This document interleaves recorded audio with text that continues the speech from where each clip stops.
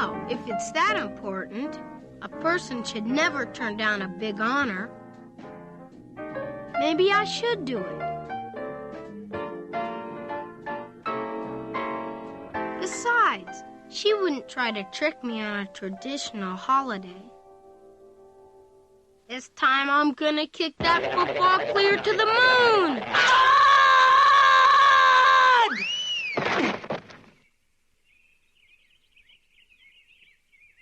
Isn't it peculiar, Charlie Brown, how some traditions just slowly fade away?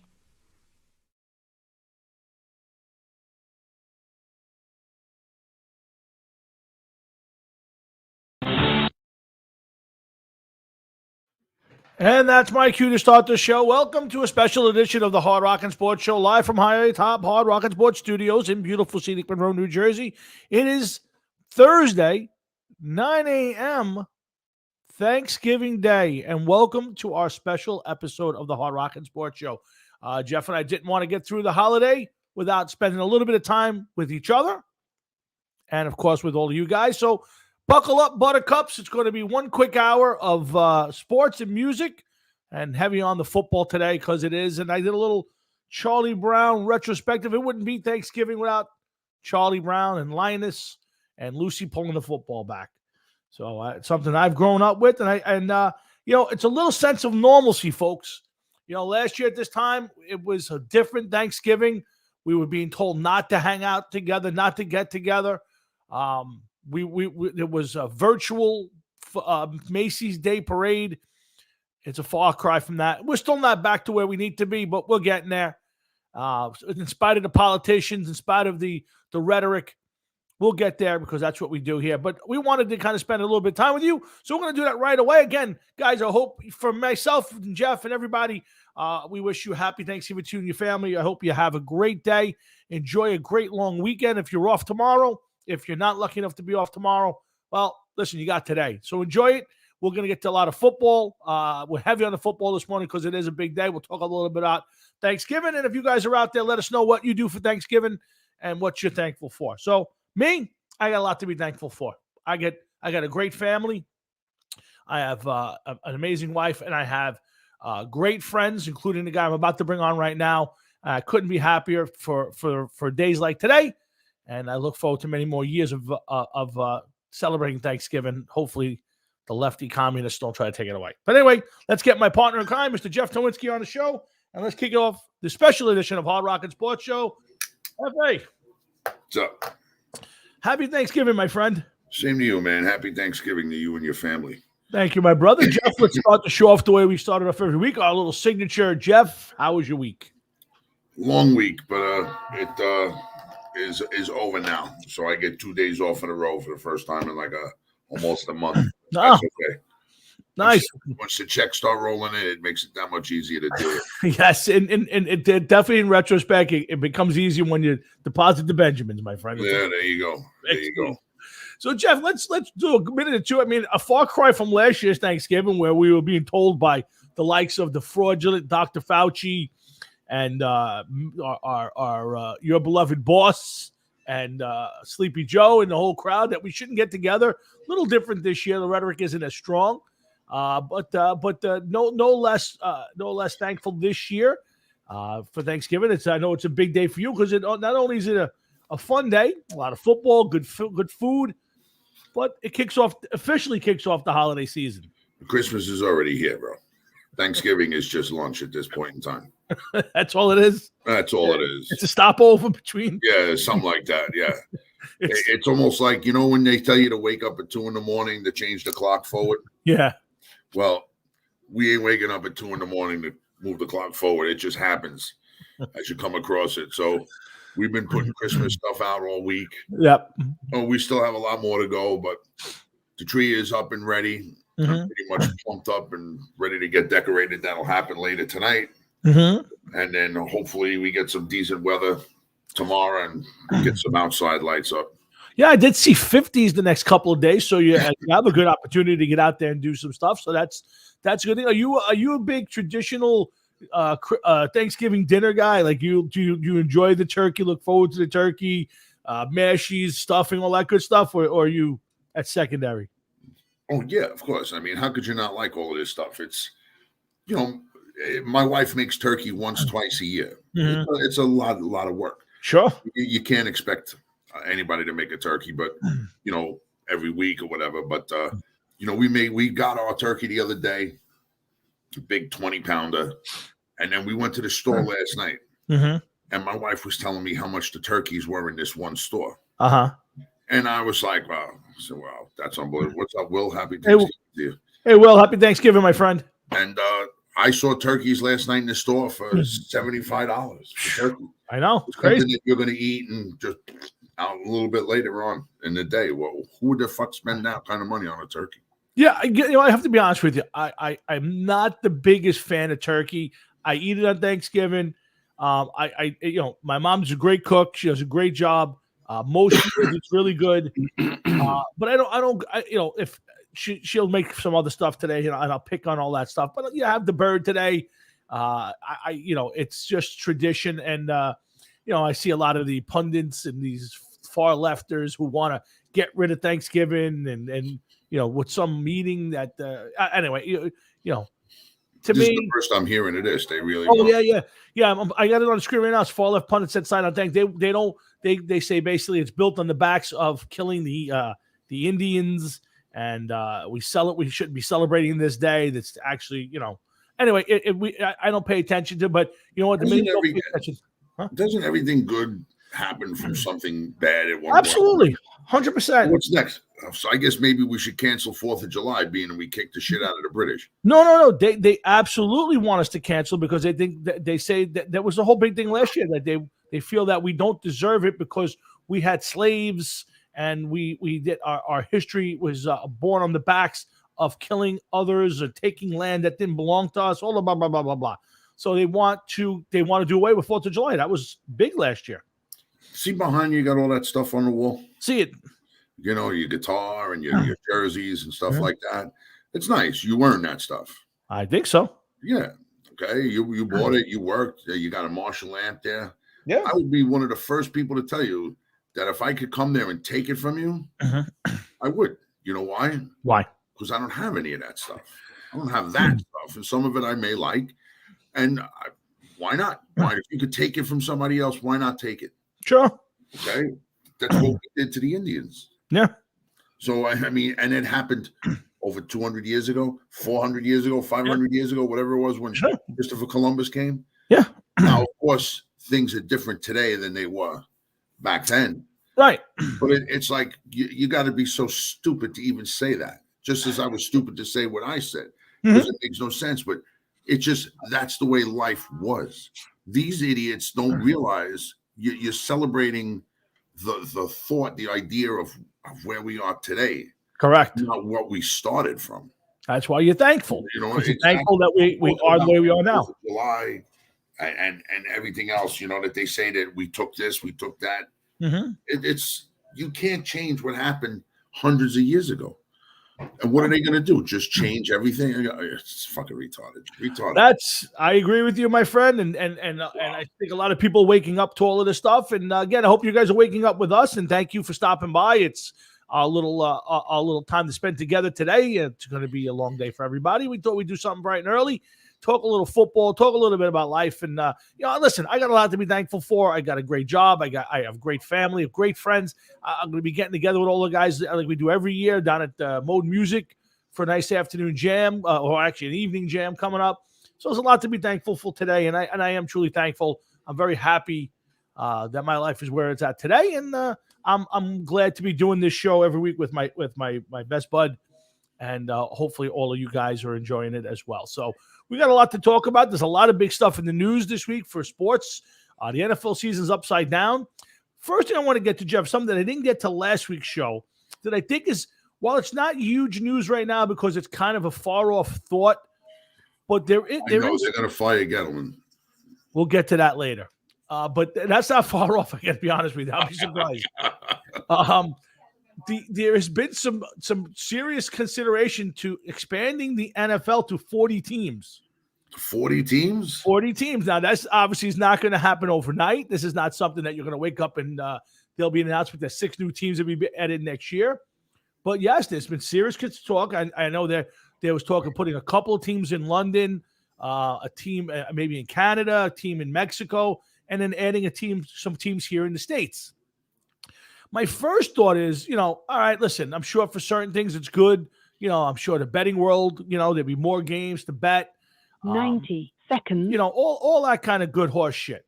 But my first thought is, where do you get the players? Like, where do you get 40 starting quarterbacks? You can't get 32 now.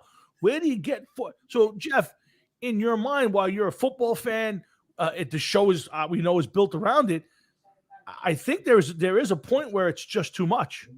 I totally agree. First of all, you brought up probably the best point. Where are you going to get the caliber player that you need and want? Okay. Second of all, you and John have been talking parity for weeks now. Mm-hmm. Thank you for using John. I think it's John's favorite word, to be honest. Yes, it is that, and that's all he says. But it's true. Yeah. So now all you did was, what happens? Does everybody make the playoffs too? And you take it from there. You know what I mean? Like, it makes no sense. I can't even. I don't even know. Who would you even expand to? Just let's use the states, for example. Okay. Where would you expand? Who are you going to expand? Well, that's a good conversation. Now, the one city I've heard so far that is a target is San Antonio. So they're going to add a third team to Texas. That's a leading candidate. Now, we were talking last week, and we said you'd have to go to a football town that has, not the work. You can't go to Montana, in my opinion, or the Dakotas. It's just too cold in the winter. It's just too much snow. So we were like, you have to go to like a place like Oklahoma or Memphis, or maybe Memphis. Memphis, I can see. But correct me if I'm wrong. Yeah. The USFL, didn't they have the Memphis Showboats? Yes. Yes. I don't remember what USFL attendance was. I was too young. Mm-hmm. But if they had a USFL team, the Memphis Showboats, but yet all these years later, almost 40 years later, they never expanded the NFL into Memphis already, it would lead me to believe that this, they do their homework, that this is a secondary town, I would think, as far as football goes. I would agree with you. I agree. So I think the areas, I thought about it during the week. We talked about it on the Sunday show with both John and with Raphael. And, you probably could get some juice out of going to Canada, putting a team up in Canada. You might be able to get some juice with a team, or maybe they're talking two in London. And, of course, they're talking about a team in Mexico. But in the States, I don't know where you put the teams that would make any sense. And, again, how much – I don't know what the long-term effect is, but my biggest problem is just the play of the league. I mean, as it is now, it's falling off, and you can't get, I bet you we couldn't go through 25 quarterbacks now who are top flight quarterbacks. Well, listen, think of the places that you're talking about. London. Mm-hmm. Why? Now you got to fly teams halfway around the world. Yeah, basically every other week. Yeah. If a team is going to have, I don't know how they split the schedule up nowadays. It used to be 8 and 8, so I don't know how they split the schedule. Mm-hmm. But how do you do that? Now you're going to have a team that's going to constantly be traveling, it seems. Yeah. Unless they're going to spend most of their time playing road games, and then the other half of the season they can play home games.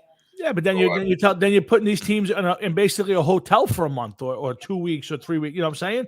So one way or another, they're going to be in a hotel. I agree with you. That. Yeah, okay? but not for a now month. The team in Canada, you have the CFL already. They run their. They play differently. They play a different game. Mm-hmm. So now you're going to introduce the NFL into Canada. Canada, the CFL has never changed their game to match the NFL. No. So now you put a team in Canada, are you knocking out the CFL?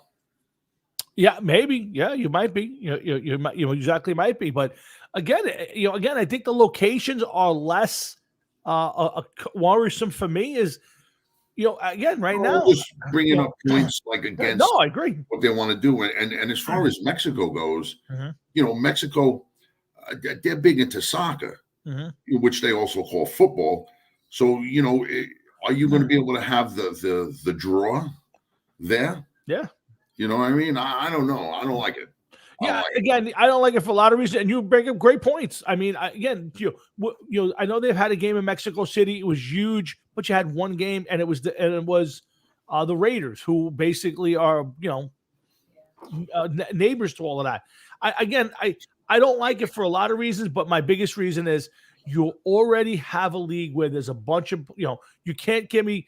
I couldn't name 10 guys who are backup quarterbacks in this league. The minute the starters go out, the teams suffer. Now you're gonna add. Let's say you added 8 teams, you added 400 new players to the league. Well, listen. First of all, real quick, as far as Mexico goes and the Raiders go, the Raiders.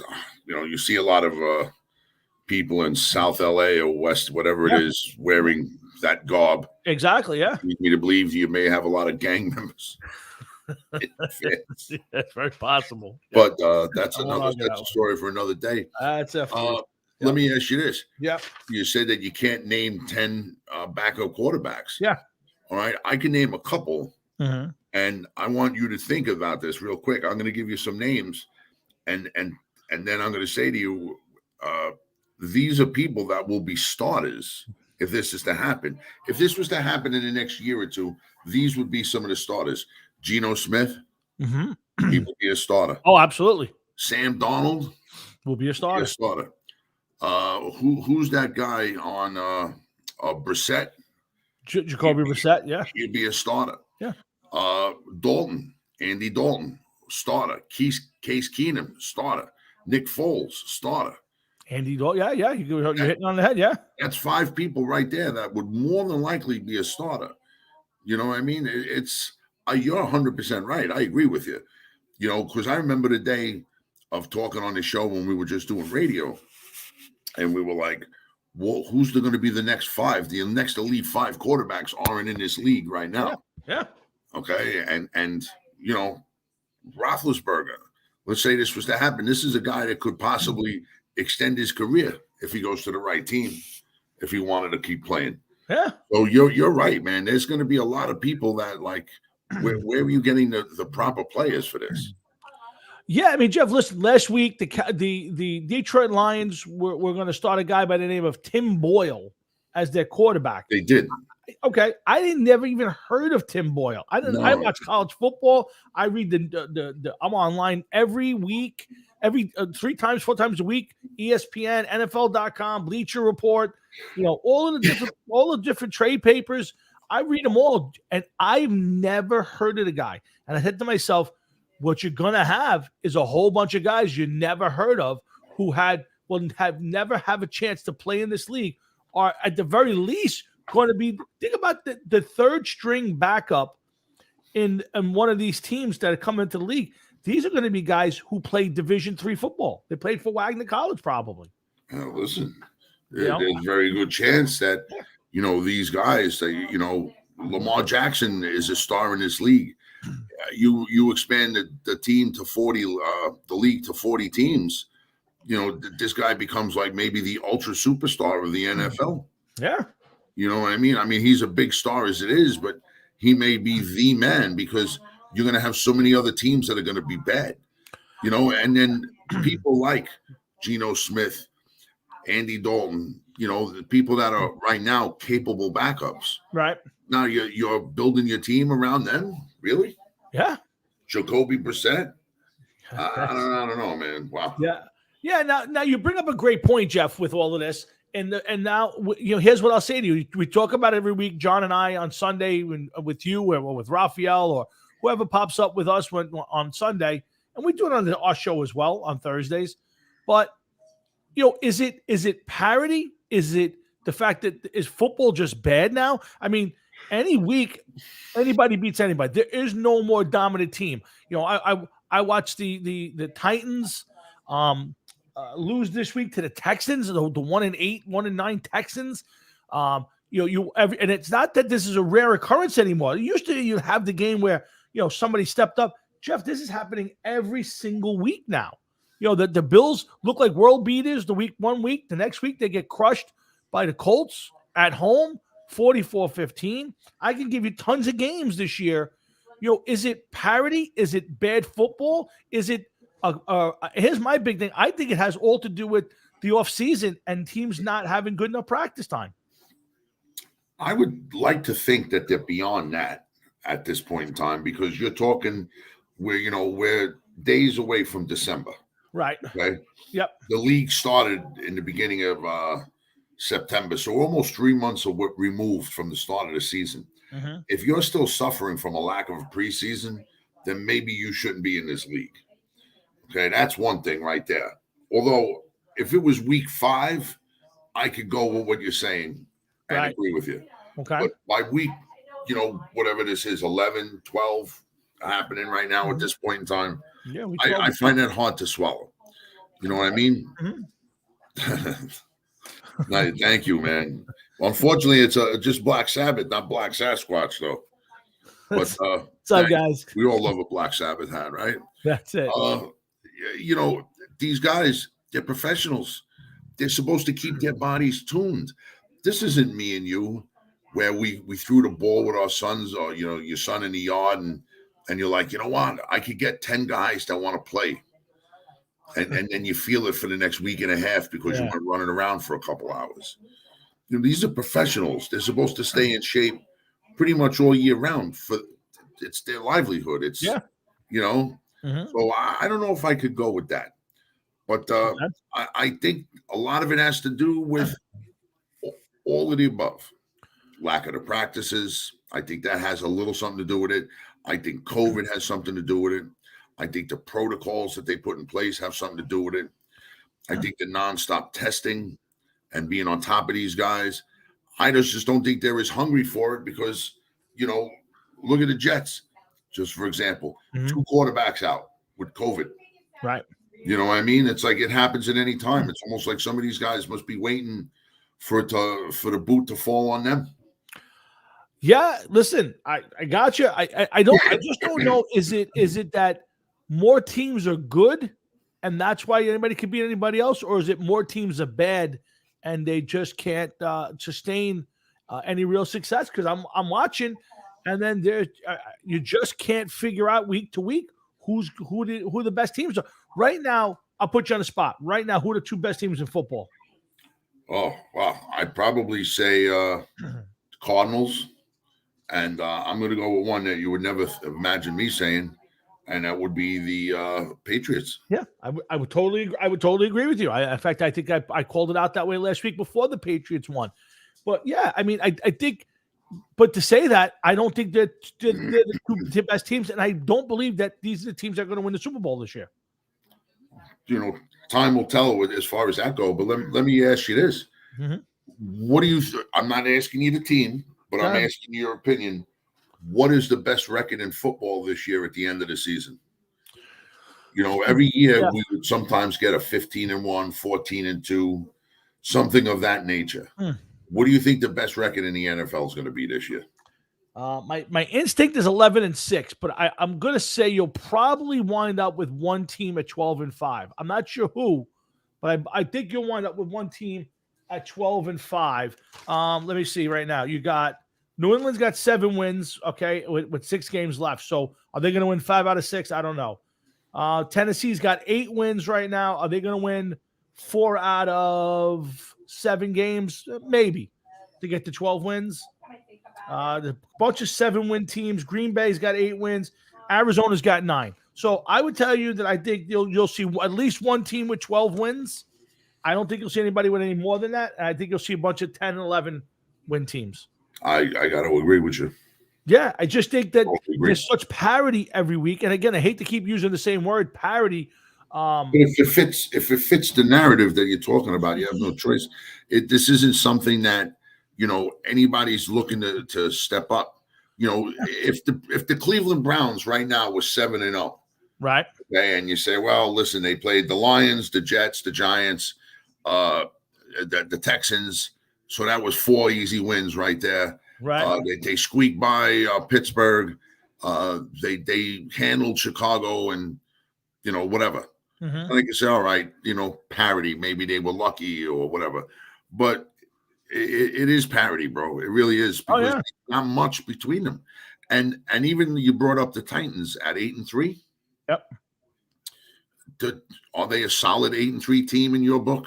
Like, is it a deserved? To me, the Cardinals are a solid team. Kyler Murray went down. There are the receiver. What's his name? The one they got from DeAndre Hopkins. DeAndre Hopkins went down for a while.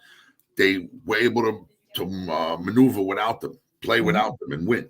Yeah. Okay. Is the team like the Patriots? Well, evidently, I mean, they lost Derrick Henry and they're 8-3. Yeah. But, are they going to continue? Are they going to be able to win? They don't have Julio Jones either. So maybe they are a real deal type of team. Who knows? Yeah. I get it. I don't know where to go with this, Jeff. From this sense, I don't know if I like it or dislike it. I'm leaning to I don't like it, but it does make it interesting. That you don't know who's going to win. There's no lock games for the most part anymore. You have games you think are locks. I mean, I would have bet the farm last week that Tennessee was going to wipe the ground with the Texans. Poof, goodbye. There was another surprise game last week. Let me see. Hold on a second. I mean, the Lions lose, but they lose by 3 points. The game they were underdogs by 10 to the Browns. There's just a ton of games. How about this? The Browns are a last place team. Yeah. With an above 500 record. It's 6-5. If they weren't in that division, they'd be closer. Maybe they'd be a second place team, depending on what division that they're in. Yeah, 100%. Put them in the NFC East, and put them in the NFC East. They're a second place team. Yeah, 100%. It's really kind of crazy, and I don't know if it's good or bad. The league, seems to want this is what they've wanted. They got it. We'll see. I don't think they're losing fans over it at this point. I think that it's just, this is the new NFL, and we have to get used to the fact that, there are no dominant teams. I mean, whether it's COVID or injuries or lack of practice time, teams are just not as strong as they are. And it's going to legitimately be whoever gets hot at the end of the season is going to win it. Well, I agree. Yeah, so there's some big stories here in New York, Jeff. I mean, I'm gonna do the Giants first. The Jet one, it's not huge, but I'm just curious. Let me do the Jet one because it's quick. I don't think it's too big. There was an article yesterday, I think it was in the Post, and Jet coach Robert Saleh was asked, does he feel that the team is on schedule? Is the team where it's supposed to be at this point? And he was emphatic where he was. Joe Douglas, he absolutely, Joe's got a plan. He's sticking to it. We're right where we should be. We're progressing. And I really thought about this, and all jokes aside, we break each other's balls, or we put all seriousness on this one for me. I said, how could he say that? They were building the defense around Adams. He's gone. May is basically going to be gone at the end of the year. There's another guy who I think was a number 1, number 2 pick going to be gone. Becton has not played for this team all year. Didn't play as well last year. Had some signs. Who knows? Your last first round quarterback is gone and playing badly in another city right now, and your current one almost lost his job to a guy who nobody ever heard of. To me, to say that Joe Douglas in his year 3, granted he didn't have the start that we all know he didn't get, but in year 3. I don't think there's a plan in place that I'm recognizing, and if it is, it's certainly failing him, what I'm saying. Well, I believe he has a plan in place. I just believe that he doesn't know how to execute the plan. That would be like giving me and you the keys to his office and say, go ahead, do what you need to do. Agreed, but But one thing I will say, right? If you're a general manager in today's day and age, in today's league, you can't be looking to build your entire team through the draft. It takes too long. 2, it's never going to happen. You need to infuse some free agents and not just plug and play free agents like he's getting. Right. I need an offensive guard. Well, you'll do. Yeah. No, you need to once in a while make a splash in the deep end of the pool and go after a guy that's worth your while. I'm not saying to overspend on some of these people, but you need to go out and get the name that's going to make fans happy.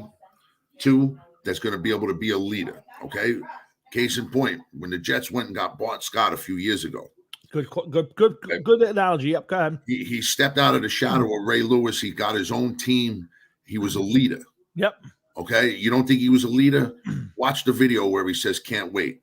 Still sends a chill up my spine that day. The way he talked about that team and how fired up he was. Yeah. Okay, Joe Douglas, year 3.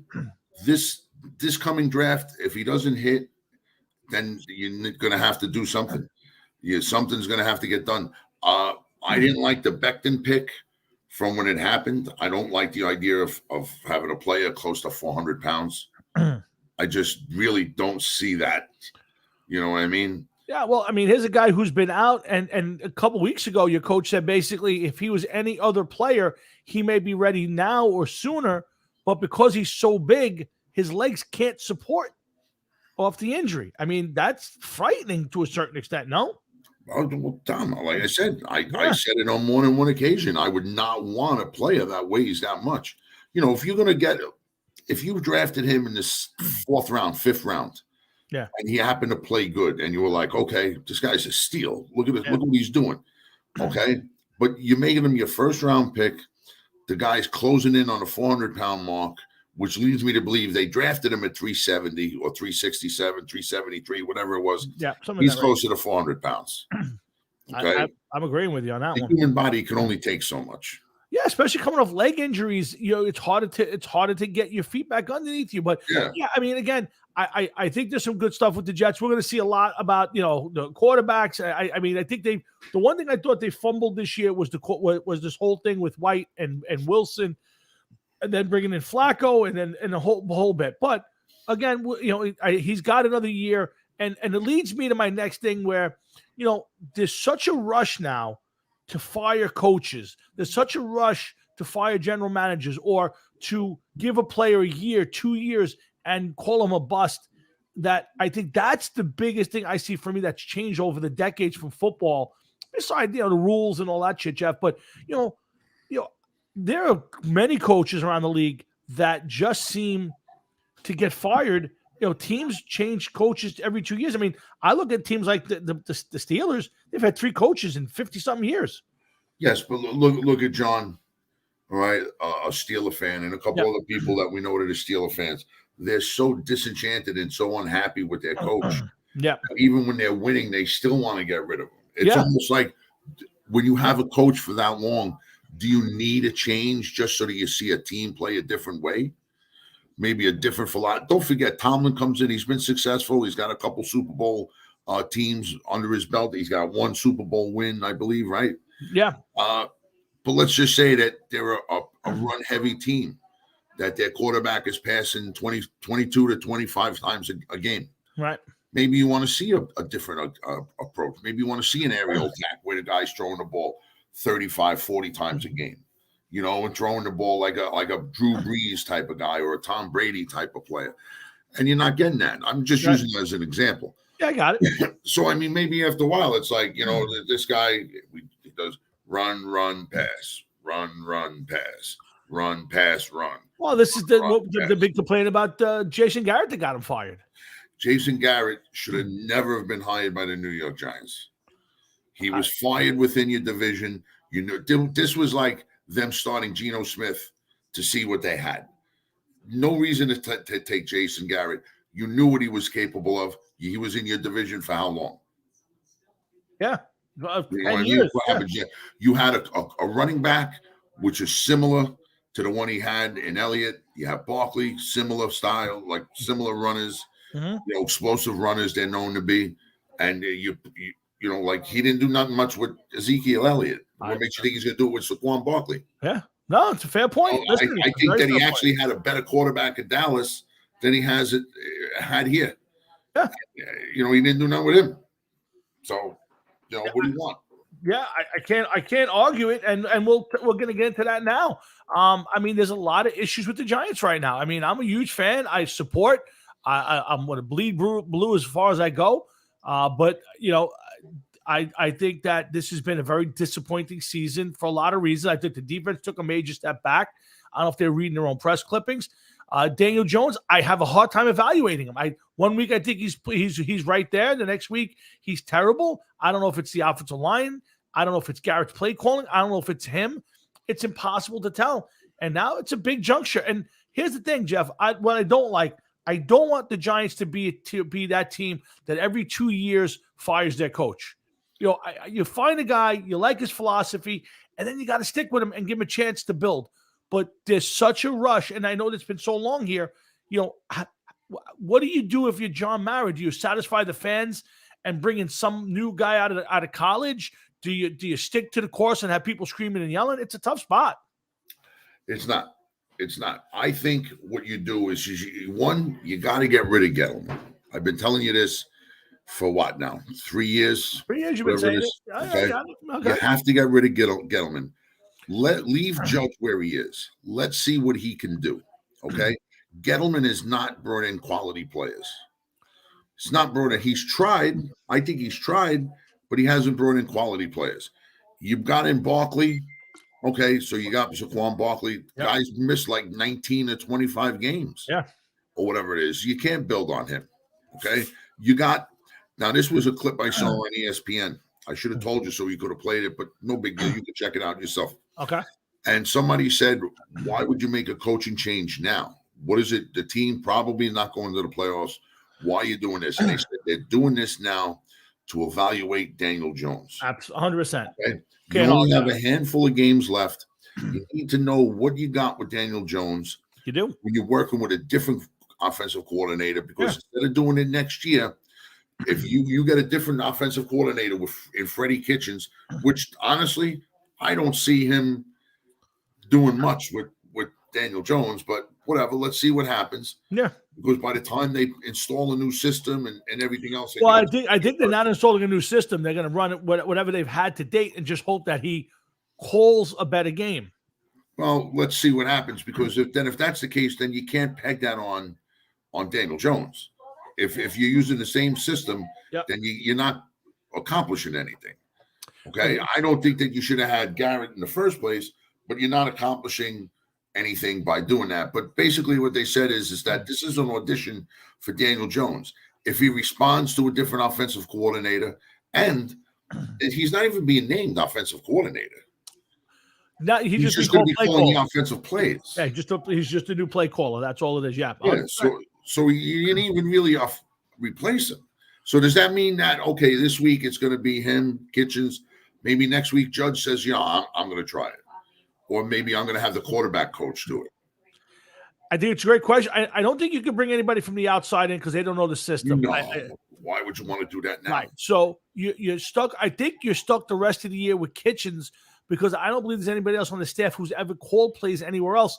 So at some point, how do you evaluate Daniel Jones?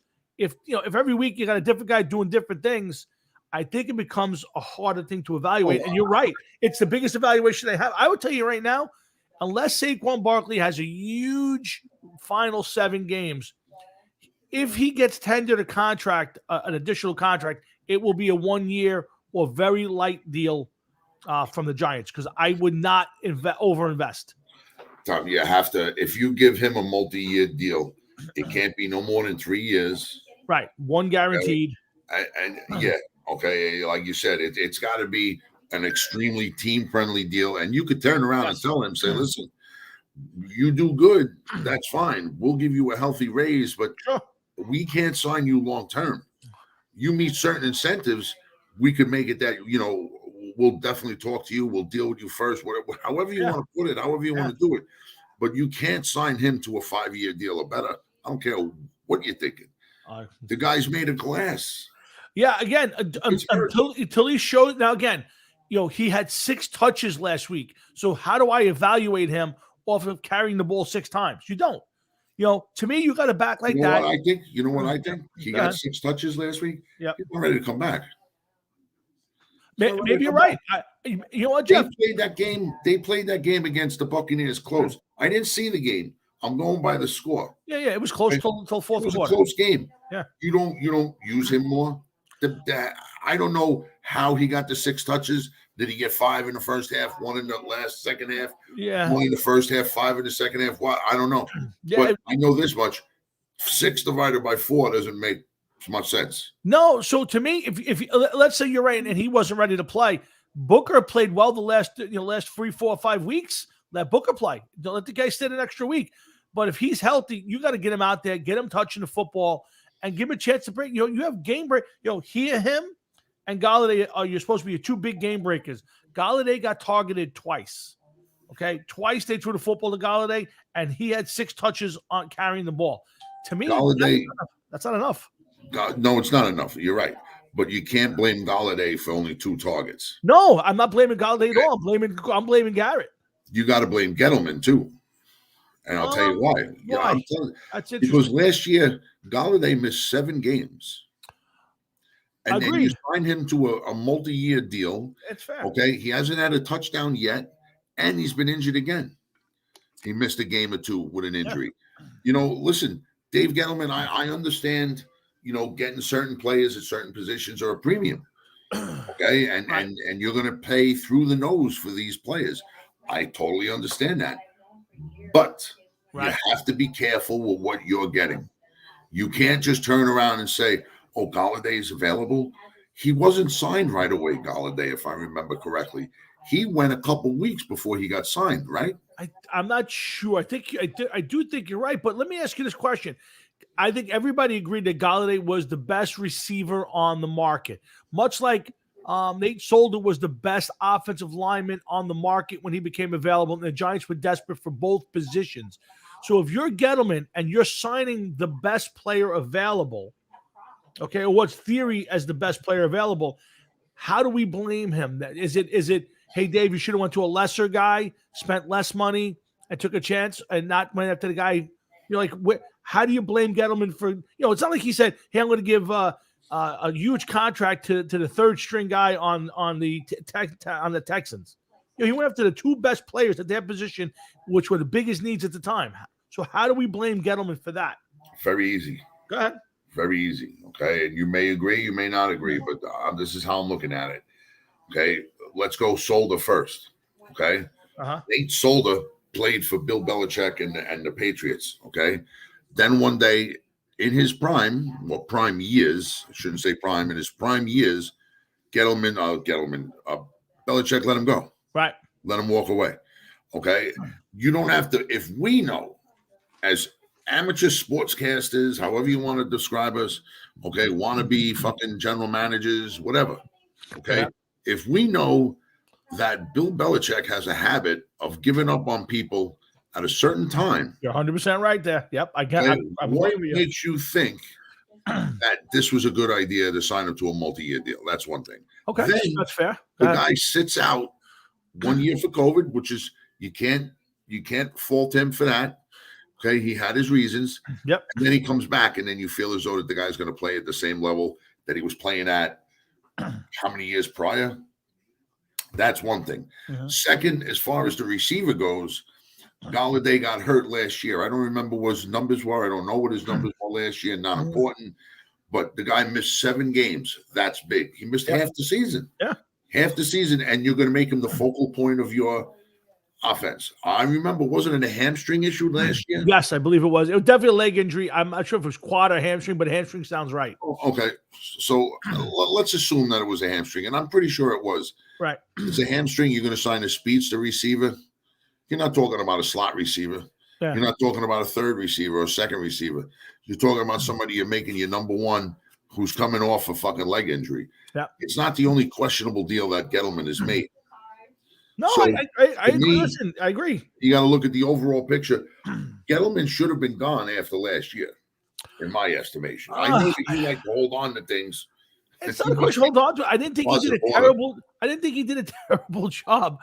Again, Hard Rock Sports. Happy Thanksgiving. When your record is the same as the New York Jets record, you did a terrible job. All right, happy Thanksgiving from both of us and our families, and thank you guys for stopping in for a few minutes today. We got a little bit longer.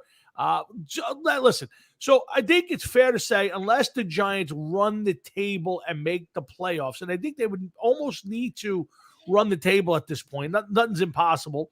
But and again, nothing's impossible in football. I just watched the Patriots, who most people thought were 3rd or 4th place team in their division. They're 6-0. So anything's possible. Is it going to happen? I can't see it. But the Giants actually have some winnable games. Yes, they do have some winnable games. I don't know if they're gonna. I'm trying to get up to their schedule now. Mm-hmm. Okay, here we go. They have the Eagles. The Eagles are 5-6. They're playing well. Yep. Okay, they got the Dolphins, who all of a sudden got hot, and are 4-7. They won 4 in a row. Mm-hmm. You got the Chargers that are playing. They have renewed interest and have to start winning. You got the Cowboys. You got the Eagles again, and then you got the Bears, who were 3-7, and Washington, who's 4-6. So I mean, the game against Philly should be tough. The game against Dolphins should be tough, but I don't think that they're going to be able to beat these teams right now. Again, but right now, though, there out of those, I would tell you that there are 7 games left. I would tell you there are 5 winnable games in there. I agree. The Eagles, the Giants, I mean the Dolphins. Yep.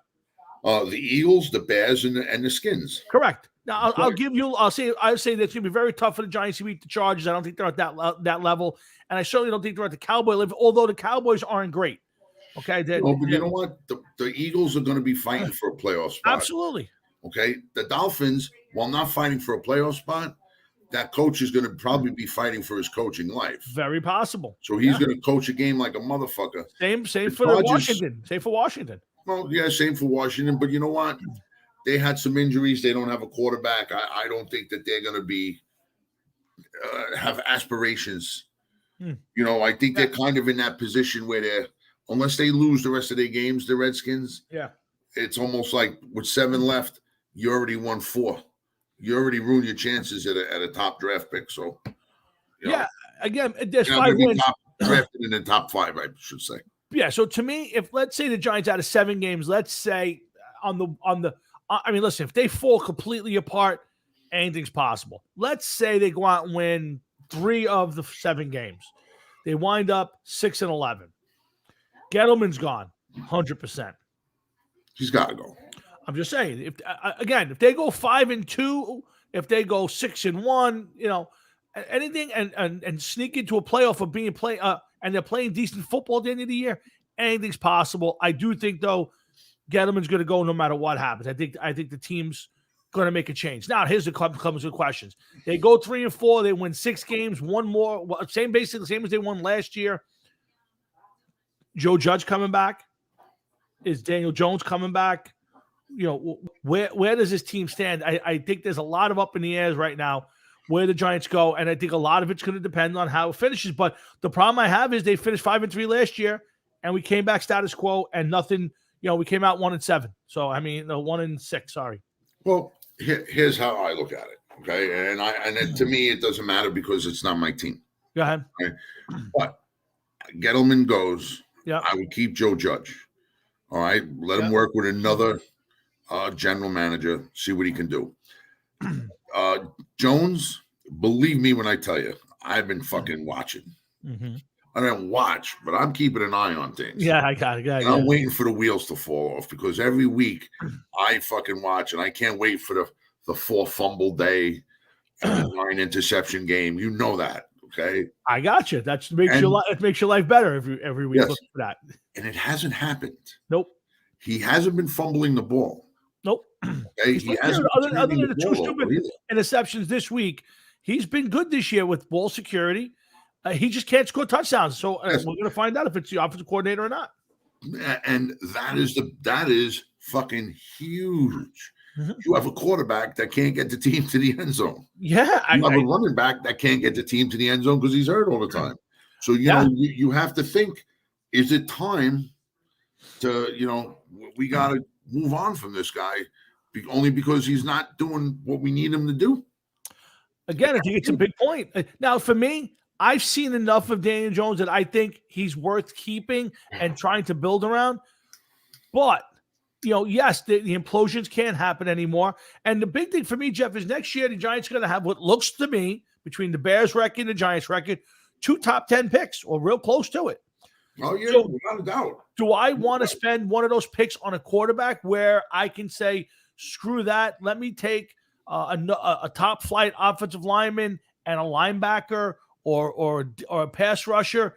To me, I don't want to spend on another quarterback. And do I think Russell Wilson's coming to the Giants? Do I think, some big free agent quarterback's going to, Aaron Rodgers is going to spend the last 2 years of his career with the Giants? I don't. So I'm No, they're praying not in that the Daniel position Jones has to enough. entice any of them. Right. I praying to God that Daniel Jones finishes up strong. The Giants keep him, and they take those 2 draft picks and build the team around him. But who knows? We're going to see what happens with this one. But I think it starts with this week. If you're the Giants, you're at home, you're playing an Eagles team that is not a world beater, go out there and stomp the shit out of them. Go Well, out there, stop the shit out of them. you should go out there every game with that mindset. I That agree you with go out you. there and you're going to be physical and you're going to beat these teams physically, and methodically. But Yeah, and if you're home, Jeff, here's the thing: you're the players. You're Galladay, you're Tony. A lot of guys complained about Jason Garrett, and now it's on you. Go out there, execute, throw 35 points on the board. Go out there and score 5 touchdowns for one. I can't remember the last time Giants scored that kind of points in a game consistently. Go score 4 touchdowns in this game and show me something, and then you can blame Jason Garrett. But if you go out there this week and you crap the bed, it's the players. It's just about as simple as the players. well, you gotta blame Garrett simply because he's the one coaching the team, and if he didn't get them, to where they need to be, somebody's got to pay for it. I agree. You already see what he did in Dallas, which wasn't much. No, agreed. I agree. Listen, I have no problem with them firing Jason Garrett. I think they've been inept. I've hated the play calling for most of the season. So to me, it was not a problem. But we'll see. We got some big games. So listen, we only got a little while longer. What do you want to do here? You want to go through Sunday's games, today's and Sunday's games? You want to go through the schedule of some of the teams? How do you want to finish this up? Let's concentrate on the Thanksgiving games, man. These are big games. Again, here's my one problem. The first thing about the Thanksgiving Day games today is, I know it's tradition and I'm all for it, but nobody's excited about Bears and Lions on the first day. Now you're going to watch it; it's going to be on in the background. Nobody's excited because these teams are never any good. They're never good at the same time. That's for certain sure. So at what point do you have to go, maybe we should start bringing in some other teams to play in this game? Well, you know what? One, I don't have a problem with the Lions for Thanksgiving. And I'll tell you why. Why? It's their only time of the year to shine. Okay? It's the only time of the year that you could get to see a Detroit Lion game. Okay. Even for years, fair enough. Mm-hmm. I never got to see them on prime time. All right. I am kind of a Lions fan. I like the Lions. Never seen them on prime time. You don't see them on Monday Night Football. You don't see them on Thursday Night Football. You don't see them on Sunday Night Football. You don't see them in the game of the week. You don't see them at all. So, you know what, America, suck it up and watch the Lions on Thanksgiving Day. They're there before turkey, so maybe you sleep a little bit while the game is on or whatever, while Uncle Joe is talking and Grandma's fucking spilling shit all over herself after she's had too much to drink. But watch the Lions. As far as the Cowboys go, Cowboys Raiders, it's a marquee name matchup. Yeah. Listen, for the little fella's sake, I'm hoping that they lose. Driving closer, just so he's unhappy. Driving closer to the edge. Yeah. Yeah. Give me before you get away from the Lion game. Give me a prediction. I'm picking the Lions to win today. I think they're at home. They've been playing decent football. The Bears stink. I don't think Justin Fields is playing today. I like the Lions today. I gotta go with you on that one, man. I always, if I'm gonna bet football on Thanksgiving, which I don't, but if I was gonna, I would definitely put my money on the Lions. They always seem to play.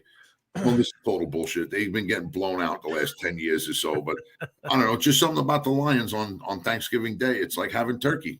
It's the difference between having ham and turkey on Thanksgiving Day. It's very true. Raider game. Raiders are at the Cowboys today, Jeff. -7.5, getting 7.5 points. Again, if I'm betting with my head's telling me you take the Cowboys off a bad loss. The Cowboys losing to the Chiefs last week was big for a couple reasons. I mean, are the Chiefs really back? I'm still not impressed with the way they're playing, but they're winning. They won 6 or 7 straight games, and the Cowboys lose a game against a team they should beat. And this is 2 out of 3 weeks that they've lost games. Yeah. Listen, I don't think the Raiders, I think they have enough going on. Although I got to say, I like the approach of this new coach, the interim coach that they have. Okay. I don't know why. I just like the guy's demeanor and the way he's handling himself. And he seems like a real guy. Yep. You know what I mean? So that's why I kind of like him, I guess. Are you picking them to win today? Yeah, I got a feeling that they're going to win. But, I'm not a Cowboy fan. I know that I pick the Cowboys in certain situations because it appeals to my narrative. Yes. Let's go with it. Yes, I got that. But you know what? I wouldn't mind seeing the Cowboys win. I wouldn't mind seeing the Cowboys win and the Cowboys make some noise in the playoffs. It'll be a different team. And after a while, it's almost like, you know what? I want to see a different team get in there and do some stuff. I'm tired of seeing certain teams year after year after year. I wouldn't mind if the Cowboys made it all the way to the NFC Championship game. Okay. So, as long as Aaron Rodgers doesn't. Well, again, I'll ask you before the show's over, a couple of things about Aaron Rodgers. But last one on today, Bills at the Saints. The Bills are coming off a strange season. They're in second place. They're wildly inconsistent, even though I think I called them out as my Super Bowl team this year. The Saints, Trevor Siemian, they win, they lose, just what you almost expect from them. Last year this would probably be a huge game with Drew Brees. I don't think it is. None of these games are overly exciting, but your quick thoughts on the Bills and the Saints. Oh, man, I don't know. Two teams that are kind of – the Bills are definitely the more disappointing of the two teams, I feel. Absolutely, yeah. Okay, and also Tyson Hill. Yeah, he gets a 4-year, $40 million deal. Wait! I guess you didn't read the full article. I did read it. Yes, if he becomes the quarterback. Yes. In the next 4 years, it goes up to $95 million. Yeah, what the fuck? You know what? We need to move down south and start throwing a ball around somewhere, maybe in the parking lot of the fucking Superdome. Let them see us, a couple good passes, maybe a little Grecian in the beard. We get a contract offer. I don't know. It's like, yeah, are you kidding me? You got to be that desperate? Desperate? Yeah. I mean, let's put it this way: his best attribute is the fact that you can put him on the field, he can run the ball, and he can take an emergency snap and throw a football semi like a quarterback, and he can catch. That's his biggest thing. I mean, but if you're telling me you're hoping that he turns into your full-time quarterback, that's the saddest thing I've ever heard. And that's the problem with this league going to 40 teams. I kind of disagree with what you said about his finest attribute. I think his finest attribute is going on the field and not getting hurt. And I'll tell you why, because they put him everywhere. They do. Everywhere. He's on special teams. Yeah. He's a tight end. He's a wide receiver. He's a running back. He's a quarterback. Who was that guy that was running the Bounty Gate? Greg Williams, was it? Yes. Is he back trying to bet against this guy or something? Because they put him, sooner or later, it's like, do you want to see this guy get folded in half like a fucking book? It's kind of it's almost like Sean Payton's ready to leave New Orleans and he wants to screw up their salary cap for the next decade. So let's give Tamsin Hill a $95 million contract. Yeah, so that way they're screwed going forward. And he's older too with Tamsin Hill, isn't he? Yeah, he's not a 23-year-old player, that's for sure. He's got to be. He's like in his late 20s. He may even be in his early 30s. Yeah, I would certainly agree with. He's definitely in his late 20s. I'm not sure he hit 30 yet, but yeah. And again, the guy. When you tell me his best position is 5 different positions, it's like having 2 quarterbacks. If you don't have one great position, you don't have any position. You're just a guy who can do a little bit of everything and nothing great. And I did see that. I was kind of putting that in my back pocket for next week. But that's. I'm trying to look up his name. Who are you looking up, Tim? Okay, I'm trying so we can get his age. I'm curious to see. Oh, God. He's 31. Oh wow! I didn't think you're 100% money. 31 years old, and you're giving him a 4-year deal now at 31. Yeah, crazy. Well, good for him. But, more power to the player. But when the teams want to complain about the salary cap and not have enough money, they can certainly. The Saints constantly have a salary cap issue. That's going to be a team that one day, when all their current leadership is gone. Yeah. And they're looking for a general manager and shit. And they're going to be like, you think the Mets are having a hard time finding people? This is going to be a team where they're going to be like, you're going to be insane. I can't fucking, no way. You just have like $4 available for the salary cap and no players on the contract. They're going to call up, can somebody call Tamsin and see if we can borrow a couple bucks from him because he's got all the money this year. Tamsin, they're probably still paying Breeze. Yeah. Maybe even Chuck Muncy. I don't know. Hey guys, Hard Rocket Sports, we're wishing you guys a happy Thanksgiving, and we're going to wrap this up and let Jeff get on to his holiday celebration. So Jeff, tell everybody there's 3 games on today. How many of the 3 games will you pay attention to? Not watch fully, not sit there, because I'm sure none of these games are going to hold your interest because it certainly doesn't do mine.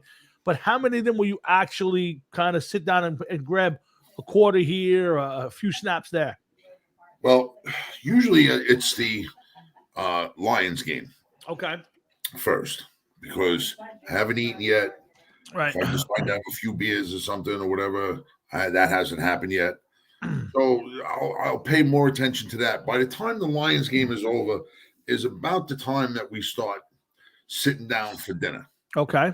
So after that, it's pretty much a wrap for a few hours. You just sit there and it's eating and farting and all that good stuff. Yeah, and then we go off to the side and just pray that God does the right thing and helps us out, moves us along quickly and get rid of it.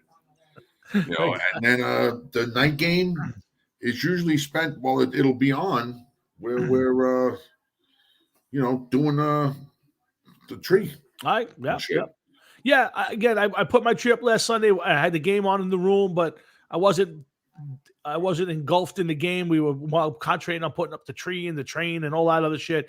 And we'll probably do the same today when I get back. I have some more decorating to do. So, again, if I'm going over to my dad's early to hang out with my sons and my uncles and I'll watch the early game and a little bit of the late game because the second game is usually when we eat dinner also. And then when I come home, I got to tell you, I probably won't even turn on the night game. I'd be shocked if I watch more than a few series. So, are you working tomorrow? I am off. I am thankfully off straight through to Monday. So I am very happy to have the time off. Thank to my company for shutting everything down. A nice weekend to recharge the batteries. Dogs have to go to the vet tomorrow, and then a little holiday shopping. Why are they going to the vet?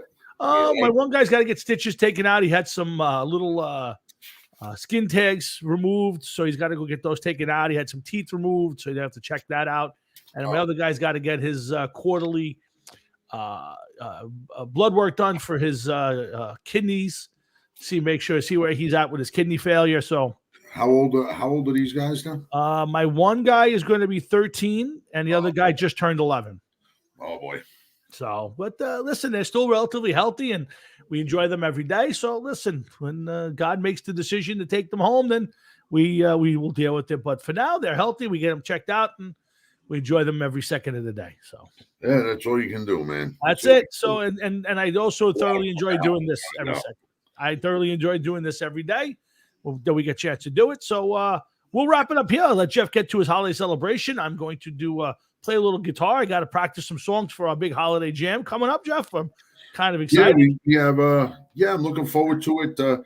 It's going to be a new one during the week this time. I was trying to think if we've ever done a weekday one. No. And I know we've done a Friday, but we've never done a Tuesday night. We've done a Friday? Yes. I think some of the first ones were done on a Friday night because of the holiday, where the holiday fell. The holiday made it big. I know that we used to do them. I know Sunday nights were big. Yep. And then I know that we did a couple Saturdays, I believe. We've done a bunch of Saturdays. We did a Sunday afternoon. Yeah. So I'm, again, here's what I like about it for me. One, I'm at work, so I come straight down to the island. Of course, I already put it out there, and I'll do it again right before. Hey guys, let's maybe go for some dinner. Everybody wants to meet. We'll go pick a place and go have some dinner at 4:00, 4:30. That's fine with me. Get to spend a little extra time, together. I'm sure guys are going to be on the island a little early, and then straight from there to the studio, and then whatever. So to me, it's perfect. It's not about Saturday or Sunday. It's about just getting the guys together. So I'm glad you started it off, and I'm looking forward to getting together on the 28th. So if anybody's around and they want to come down to Mode, Parisian Studios on December 28th, about 6 o'clock. We'll be definitely tuning it up and jamming it up. Yeah, looking forward to it, man. Yep, and almost a full crowd, almost a full house. I think we'll have 90% of the guys there, so I think that's the usuals that don't yes. come. Yep, couple new ones I think maybe this year, but we'll see what happens. So again, I'll start to say thank you to everybody who paid attention to us today. Thanks for everybody who stopped in and said hello on Facebook and privately and all that good shit. And again, I hope everybody enjoys their Thanksgiving turkey and and all the trimmings. And make sure you watch Charlie Brown. I got a DVR. I'm going to watch it tonight. The Thanksgiving Charlie Brown. I played the Linus speech to open the show today. Yes, and there's a name you don't hear much of, huh? Linus. Linus is quite the character, but he's between Charlie Brown and Lucy and Snoopy, he's unfortunately an overlooked character. He is, but I think a lot of it has to do with that name. You think it's the name? Linus is just not. They shun him because of his name. Well, could it be worse than Schroeder? It is worse than Schroeder. Name one other person that you know of that's named Linus. Well, I have to agree with you. I do not know another Linus. I've never heard of another Linus, but I think it kind of builds the character. It's just that's his name, and he's it definitely sets him apart. He's definitely the nerdy kid, like that'll look at the logical point of view of every situation. Like here's Lucy chopped up into 37 pieces, and he'll go, lights please, and he'll go off on like why this was done, like to some verse in the Bible or some history book. But, that's Linus for you. And listen, Charlie Brown sisters all over that guy's jock, man. So, I mean, Linus got it on. Linus got it working. But he keeps pushing it away. He does. He managed any of it. I think maybe he's more to the Schroeder end of the gene pool than he is he's swinging from more than one vine, or I think he's just swinging from a different vine, not necessarily more than one. Different vine. Yes, I think he's on the other vine. A different jungle, if you will. Yes, I think that's more than fair to say. If I know that Linus is sitting in the pumpkin patch waiting for the great pumpkin to show up, I don't think it's to get another pumpkin. If you know what I mean. Well, it depends on where they put that pumpkin. Well, that's very true too. So maybe he's carving his own pumpkin out there. But we'll end it right here. I thank everybody for popping in. We'll be back next Thursday night with our regularly scheduled show, 7 o'clock. It'll be the start of the festive 4 weeks of December, and culminating on the 22nd for the big holiday jam. The big holiday bash we do on the show. We'll celebrate Christmas on the 22nd, right before 23rd. On the eve of the eve. So make sure the Hard Rock and Sports Advent season. Yes, we'll be kicking off next Thursday night. We'll be playing plenty of holiday music. I got one band's already giving me some new holiday music to play. So I'm looking forward to kicking that off. And of course, Jeff and I'll be right back. So again, for Jeff, I wish you and Sharon and everybody there a happy Thanksgiving. Thank you, man. I appreciate it. And same to you, your mother and father, and your wife, and yourself, of course. And is hoping that we'll see you soon. Before I got some stuff for you for Christmas, but I want to show you something. I got to get it. Go ahead. I couldn't find another one, but I had to get it. All right, good. I'll say the goodbyes while Jeff's getting whatever he's got to get. Again, thanks to everybody for popping and pay attention. Remember, come back Sunday morning for the Sunday Audible when John and I and possibly the Box get together and bring you the day's biggest games and our bets on the Sunday Audible, 9 a.m. this Sunday. And, of course, back next Thursday night with the Hard Rock and Sports Show, 7 o'clock Eastern Standard Time. You ready for this? Sure, go ahead.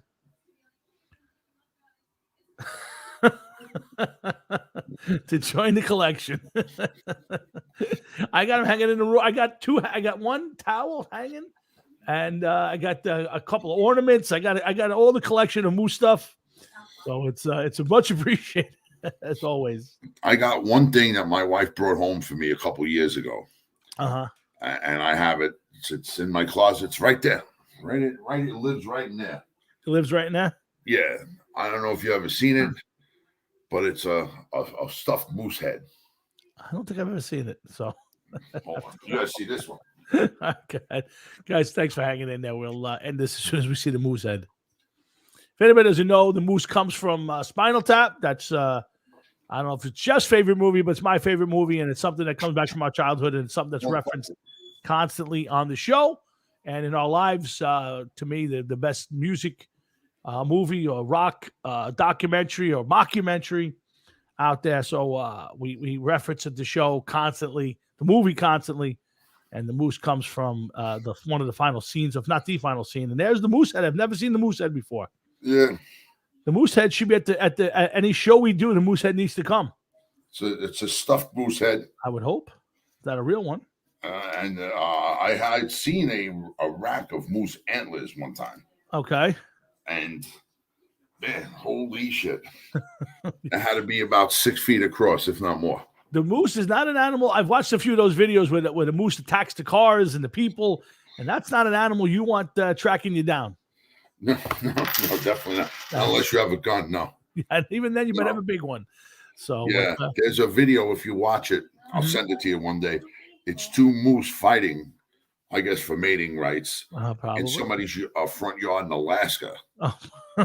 Yeah, and there's traffic and there's people trying to get through the intersection and shit. And if you watch it, it's like these things are like bigger than the cars. Oh my God, they're huge. I tell you, to be honest with you, I never realized how big they were until you see the videos of them. And I'm sure that it doesn't do it justice until you're standing in the area of one. The biggest, I don't know if they're considered deer or cow, like in the family, the genus family that they're in. Yeah. But they're the biggest. If they're in the deer category, they're the biggest deer. If they're in the cow category, they're the biggest whatever. So pretty interesting. Absolutely. So we'll end it right there, guys. Thanks for tuning in. Thanks for joining us. And we thank you for spending an hour or so with us on Thanksgiving. It's one of my favorite days of the year. I hope you guys spend the entire day with your families and you have great food, watch some football, and spend some quality time.